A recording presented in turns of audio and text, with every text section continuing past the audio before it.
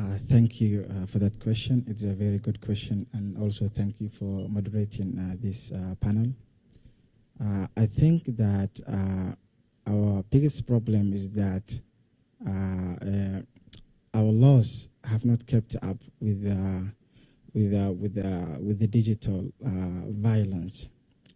It seems that we are not ready to deal with these issues because many forms of cyber violence, for instance, cyber stalking, doxing, or deep fakes, or let's say image-based abuse, are not identified in our laws, and they are not mentioned in our laws. And these things are things that we need to be prepared and mentioned in our laws, and we have to have policies for this.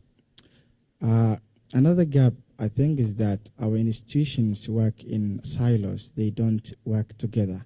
You know, gender here, justice there, the police here, ICT there. They don't come together and work as a unit. They work separately, which creates difficulty for survivors. You know, if you are a survivor for a cyber violence, you need to have somewhere to go to and report, and you need to know where and who to report to.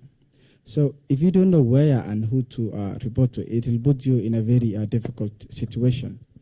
So, and what happens sometimes is that even if they know where to go and who to report to, the police or the judicial officers are not ready to handle these digital evidence. We also have weak data protection systems, which I think, and what that means for women is that their information is easily exposed or misused, which will create cyber violence. And as you know, cyber violence crosses borders. If it happens in one country, it will move to the neighboring country.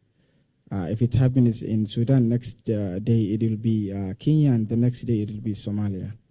So, and our cooperation doesn't cross borders. And if it crosses borders, it is very limited. So, to protect women and youth online, we need to have updated laws.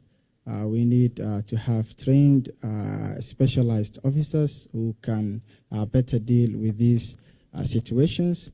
We need to have better coordination and better cross-border cooperation.